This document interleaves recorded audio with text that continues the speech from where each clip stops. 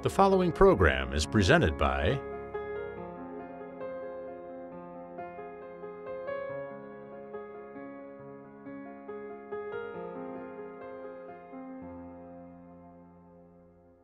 There's an epidemic happening in our nation today. It's happening in our neighborhoods, in our schools, even in our homes.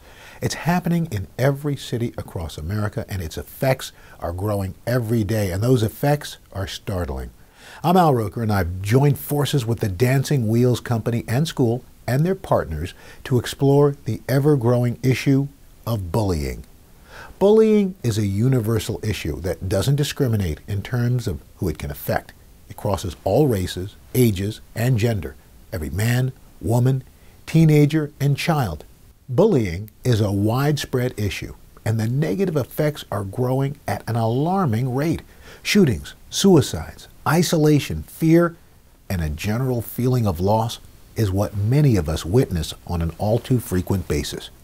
During this program, we're going to examine the sources and solutions that will help to bring an end to this pervasive and life-altering pandemic.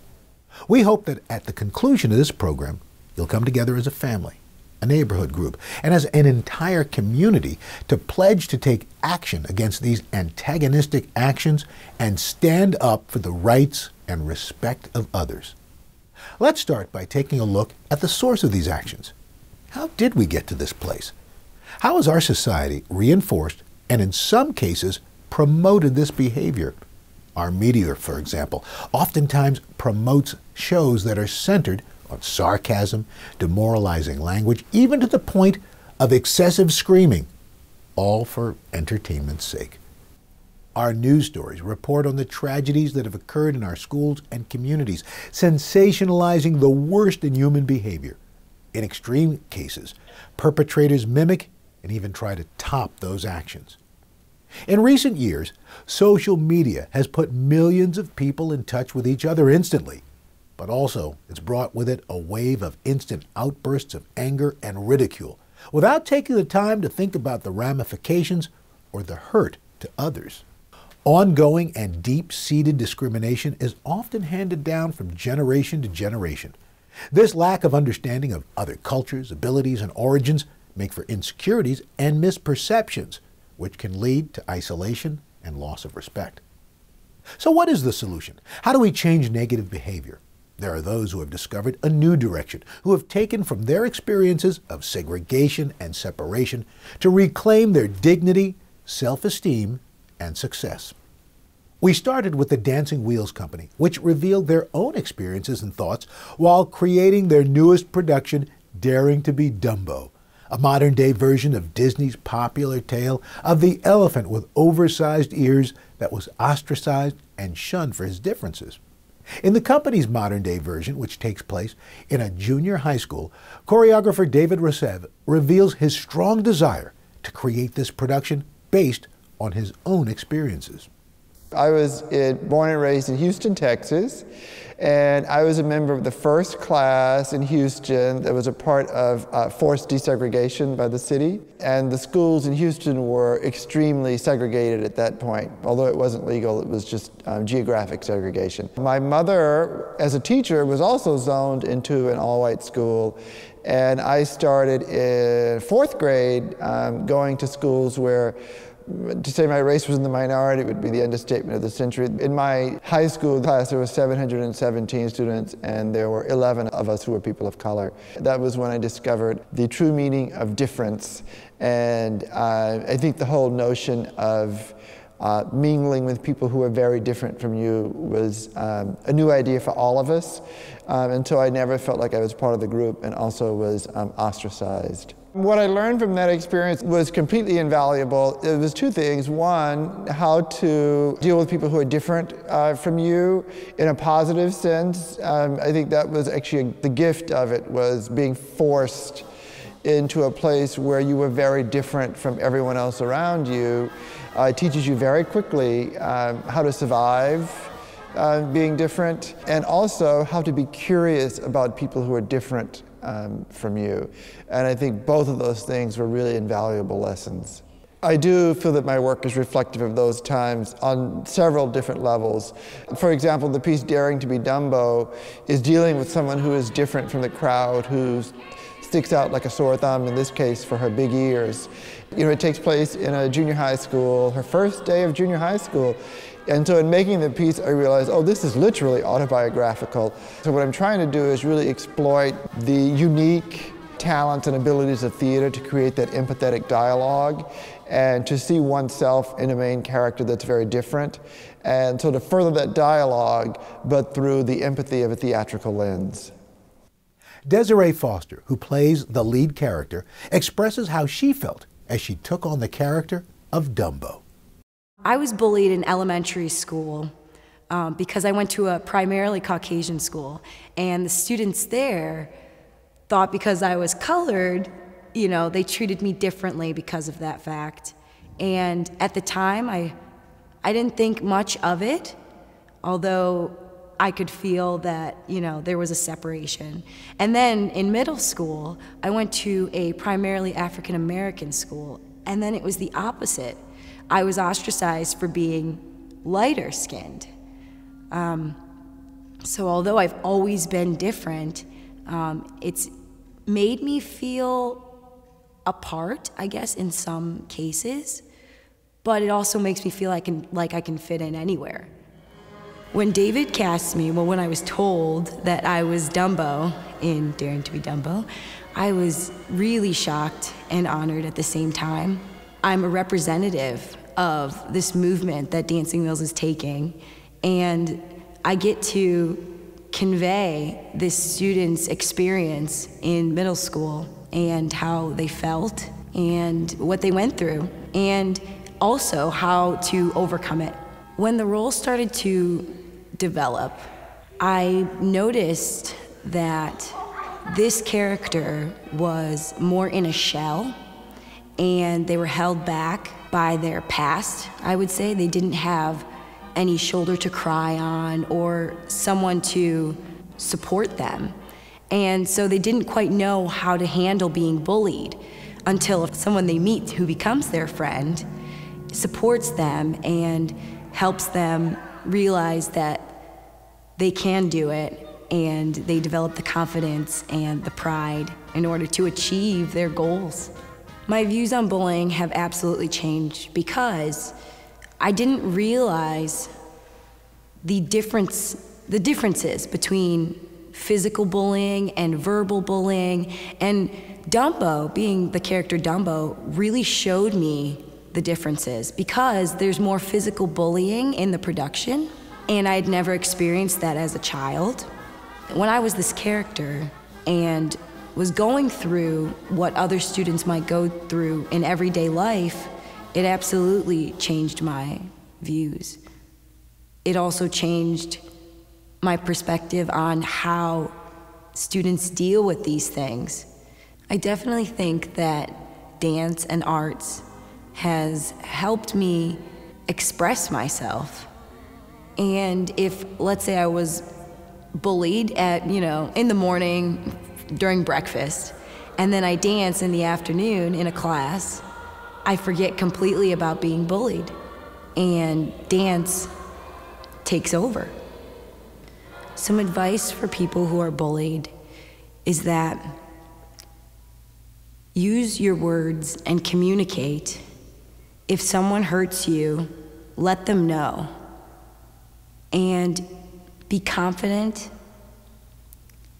and don't let anyone stand in your way if there's something you want to achieve. Simply that. And for those who bully people, I say to them that imagine if it were you and how it would make you feel. We'll be right back with Daring to Be Dumbo, the documentary. Cuyahoga Arts and Culture is proud to support this documentary through its Creative Culture Grants Program, which was created to increase access to vibrant arts and cultural activities for all Cuyahoga County residents. Cuyahoga Arts and Culture's mission is to inspire and strengthen the community by investing in arts and culture. To learn more about our work as the public funder for arts and culture in Cuyahoga County, visit cacgrants.org. We now return to Daring to Be Dumbo, the documentary. Justin Bachman has Tourette syndrome. He and his family have dedicated their lives to bring people together for tolerance and acceptance. I am 16 years old. I'm a junior at Solon High School, and throughout my life I've had a lot of things that have made me different, mainly medical conditions such as Tourette syndrome, ADHD, and dysgraphia, and through my differences I've really faced a lot of intolerance, and because of that I've decided that I want to do what I can with my life to make a difference for other people. Before the age of 11, I had no idea what was going on.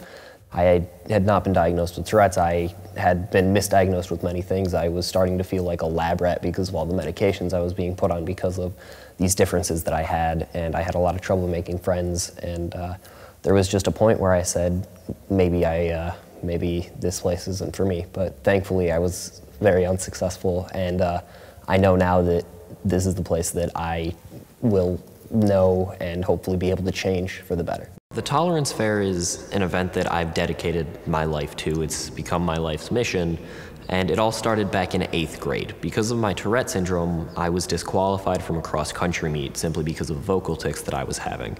And from that day forward, I realized that I wasn't the only person being intolerated because of their differences. And I said, I don't want this to happen, not only to myself, but to other people at all. And so I thought, how am I going to do this? And from there I came up with an event where we would educate the public about people's differences, about ways they could volunteer, or give them resources for a challenge that they would be struggling with. And from that came the first 2 Tolerance Fairs and one that's coming up in 2014.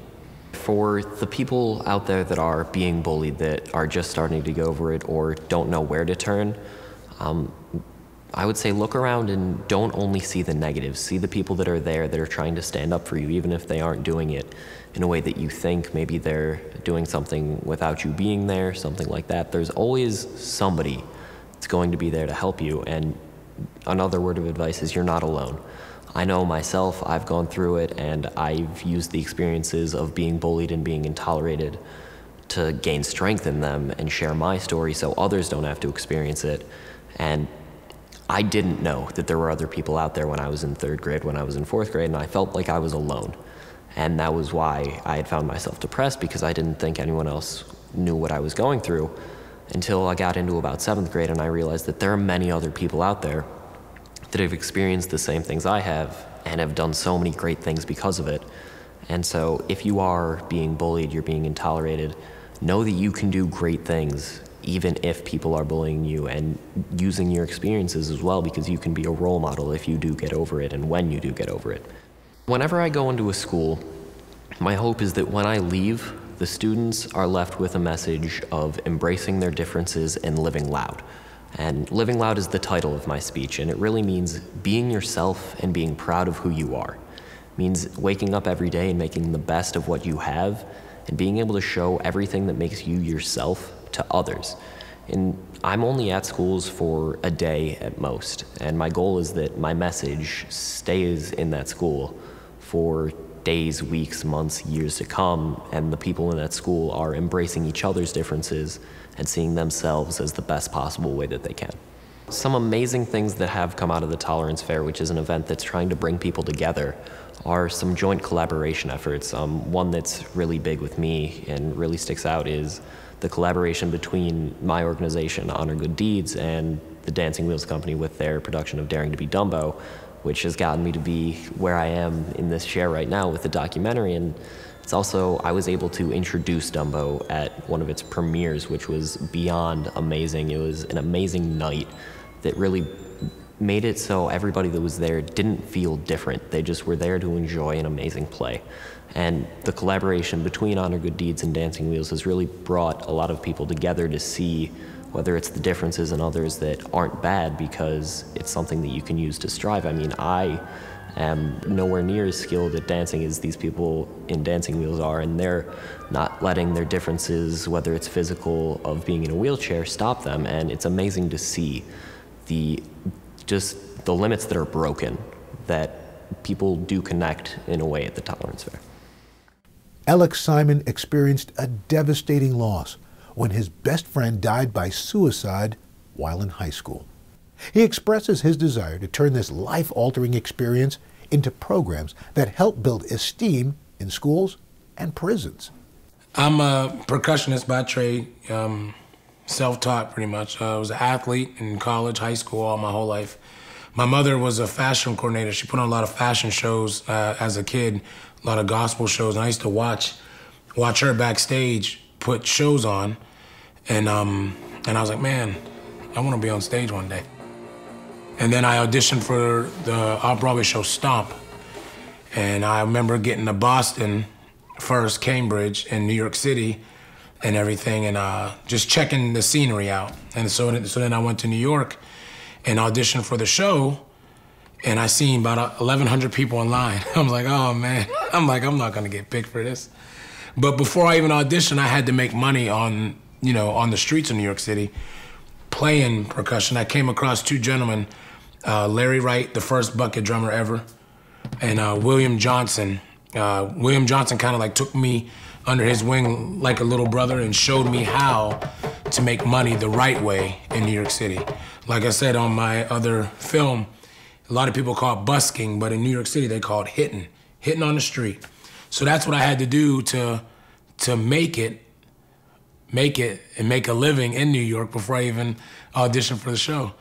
And then I auditioned for Stomp, and they said, we're only taking 8 people.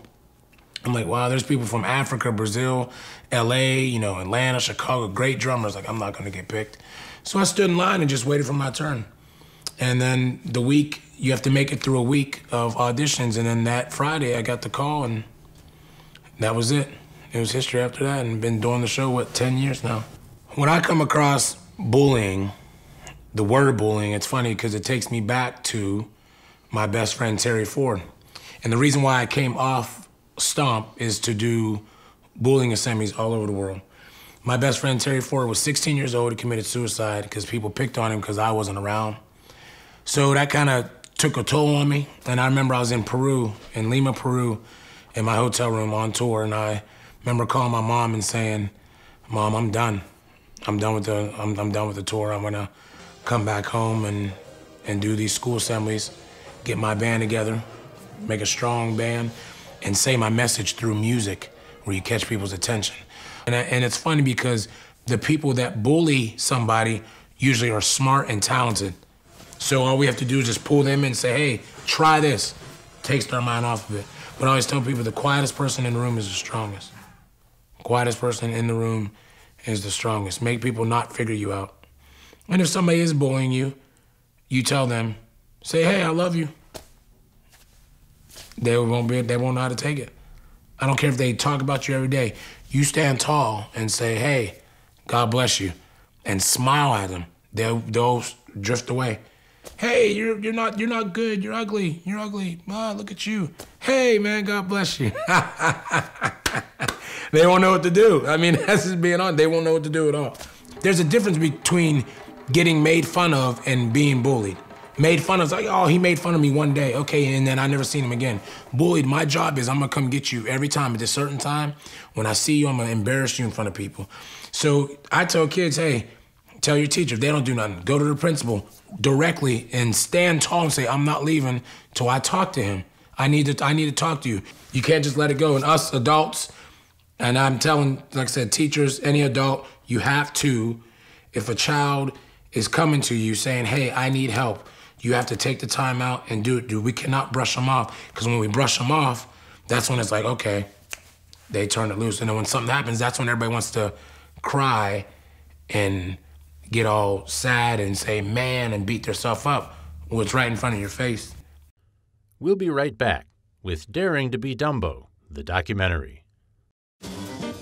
Cuyahoga Arts and Culture is proud to support this documentary through its Creative Culture Grants Program, which was created to increase access to vibrant arts and cultural activities for all Cuyahoga County residents. Cuyahoga Arts and Culture's mission is to inspire and strengthen the community by investing in arts and culture. To learn more about our work as the public funder for arts and culture in Cuyahoga County, visit cacgrants.org. We now return to Daring to Be Dumbo, the documentary. Tina Kovacs watched her students transform during a 6-week residency program with the Dancing Wheels Company, a program that, as she put it, humanized them. I've been a Cleveland Metropolitan School District teacher for 24 years and an elementary teacher in almost 4th and 5th the entire time. I became a teacher because I feel that I owe a debt to my middle school teacher, Ken Rowan, big, tough, Navy SEAL, you know, never crack a smile kind of guy.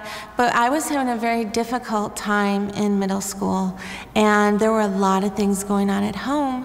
And I remember I got a detention, and it was so difficult to make it to the detention. And I, of course, missed the detention and got more and more. And that one event caused him to take a closer look at me and to go a little deeper in my background. And what he did is he started mentoring me. And then when I moved to the high school, he moved to the high school. I mean, who does that? And then he followed me all the way to senior year. So, I mean, I think I owe him a debt, and that I owe it to my students. Working with Dancing Wheels through our VSA Ohio grant made a huge, huge impact on my students.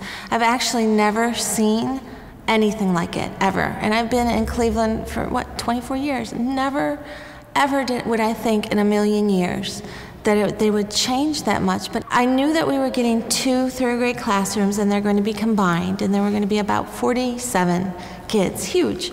And I also knew that they didn't get along very well, and there was a lot of girl drama, a lot of neighborhood drama, things that were going to pull into the classroom, and I wanted something that we could use as an outlet just for their anger, some way to practice where they would learn teamwork, where they would learn how to move as part of a group. One of the best parts of dance was the fact that when Emma worked with them or worked a routine, it was she'd do it, then they do it. She'd do it, and they do it. And it just strengthened how they made connections in their brain. And you could just see, if you look at footage from the beginning of the grant and you look at it afterwards, you could just see a complete change in them.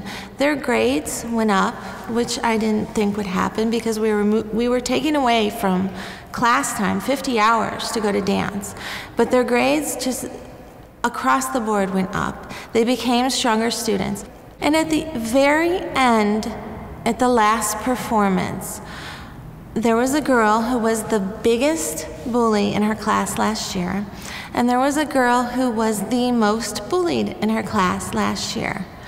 And the girl that was a bully was doing the hair of the girl that was a bully. And never in a million years would I think that they would bridge that gap, that they would be able to move past tolerating each other's existence, which they didn't for years, to the point where they would actually help each other and rely on each other and show genuine care and concern for each other. We have a saying right now on my laptop that I show in school, and it has that everybody has baggage, and that you can't tell what someone's baggage is just by looking at them. You have no idea what their baggage is. And we just read last year a book by Sharon Draper that addresses that. And it addressed a girl that was wheelchair bound, but brilliant. And you wouldn't know she was brilliant because they never took an opportunity to talk to her. That book really changed the direction of my classroom and the way that they talked to each other and then the way that they dealt with each other and how they filtered what they're going to say to each other, because they really think, you know, I do have baggage, and I wouldn't look at this girl that looks perfect and think that she would have baggage, but you know what, she does, and I need to just be nicer to people around me because I don't know if I'm going to be the one that pushes them over the edge. These 5 brave people witnessed bullying in and around their lives and chose to take a positive path to eradicating this form of social injustice in their world. By now, you might be asking the most significant question of all: what can I do to change all this? Thoughts immediately race through your mind. I'm only one person. What difference can I make? What if others gang up on me? I keep to myself and I'm comfortable with that. I watch TV shows and I don't hurt anyone else. I actually had something happen to me early in my life keeps me from thinking about that. I was ostracized because of my weight, and so I've always been very, very sensitive to the needs and the feelings of others. We can make a difference, single-handedly or collectively. So join me and our friends in pledging to stand up to bullying. I was pushed. I was called a name. I was bullied. I am mad. I am scared. I am a bully. I will stand up to bullies. Follow us on Twitter at #AcceptAll. Life is a maze of relationships. The Girl Scout, a maze program, helps middle school girls maneuver through the twists and turns to find true friendships, plenty of confidence, and strategies to resolve conflicts. Help a girl you know be a better friend, find better friends, and find the right words to stop bullying, once and for all. The Diversity Center of Northeast Ohio provides national leadership in the battle against racism, bias, and bigotry by empowering individuals to build on the strength of diversity and by creating communities where all people are connected, respected, and valued. The center promotes understanding and respect through facilitated conversations, simulations, and hands-on activities. Did you know that each year the Diversity Center reaches an average of 10,000 students and youth, serving educators through programs, conferences, retreats, and customized workshops? The preceding program was presented by